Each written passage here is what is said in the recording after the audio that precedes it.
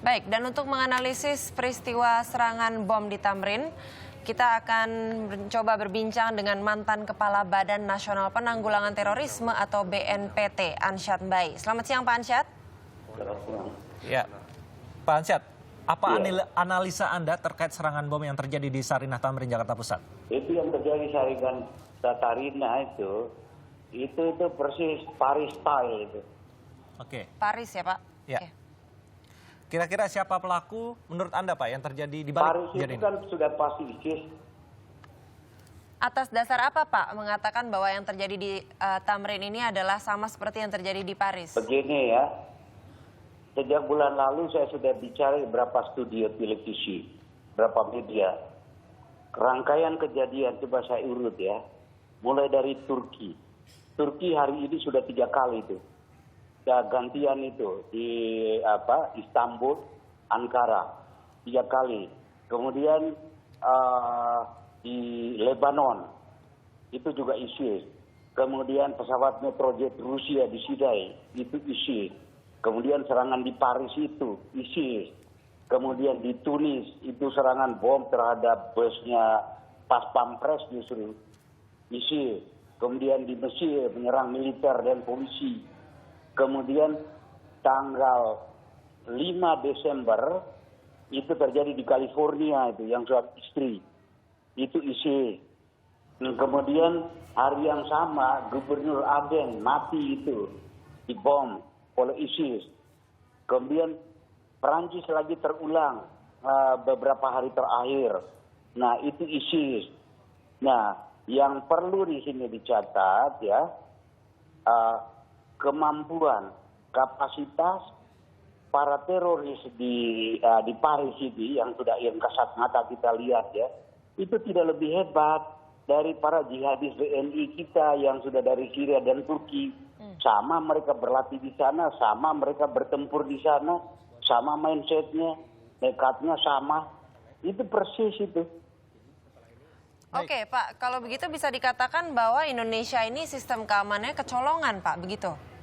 Seluruh dunia kecolongan sistem keamanan terhadap terorisme. Tidak ada negara yang tidak kecolongan. Semua kecolongan.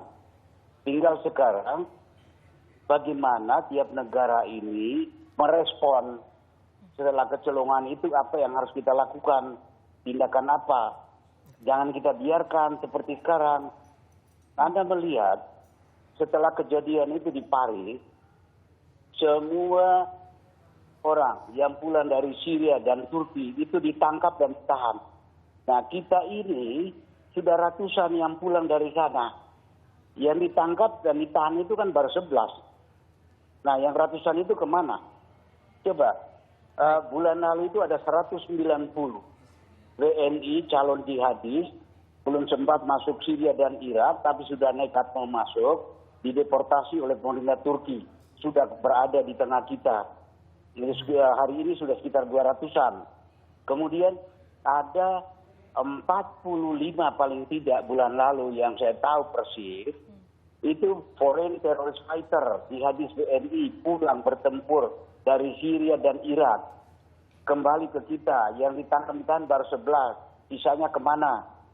Nah kemudian dari September sampai hari ini, belasan tokoh-tokoh teroris JIJAT itu sudah keluar dari penjara.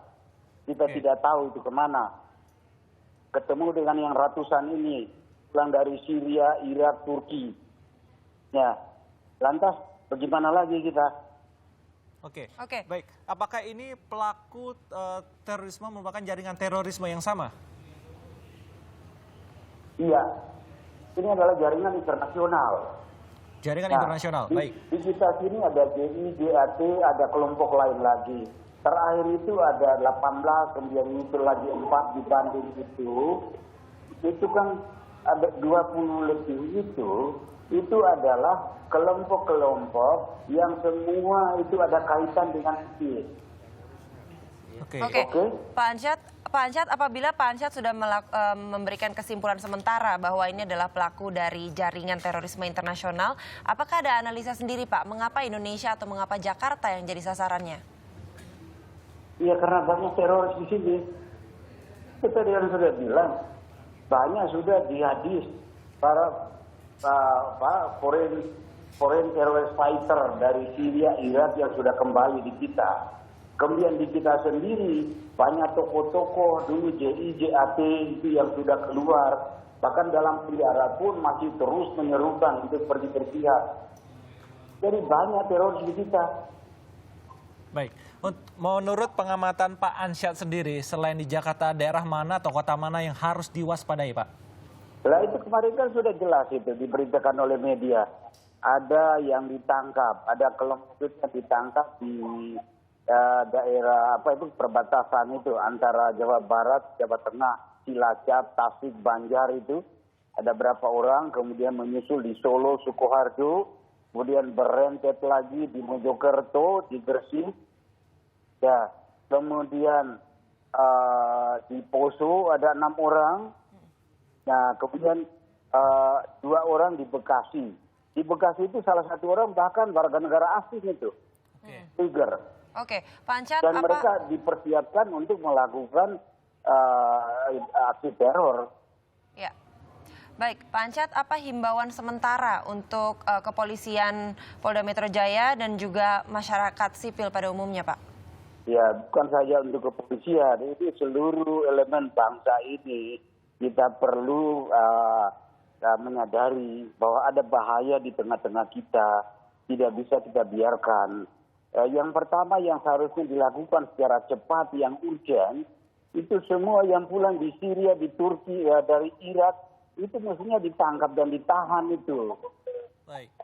Undang-undang ada, itu bisa diterapkan, tinggal sekarang perlu dukungan politik. Nah, aparat kita sekarang terus-terang keder menegakkan hukum itu kalau tidak ada dukungan politik. Karena proses hukum itu bisa ditabrak oleh politik. Pak Ansyad sendiri menilai apa yang dilakukan oleh pihak kepolisian sejauh ini sudah cukup baik, meski kecolongan hari ini? Ya, itu sudah ada kejadian di mana kita mau bilang baik. Ya, Pak Ansyad. Untuk saat ini ya, baik. Walaupun selama ini ya terus terang, secara internasional penanganan terorisme di kita ini sudah diakui oleh internasional, dianggap baik. Tetapi ini masalah radikalisme ini kan belum selesai. Mereka terus merekrut. Oke, baik Pak Ansyad, terima kasih banyak atas informasi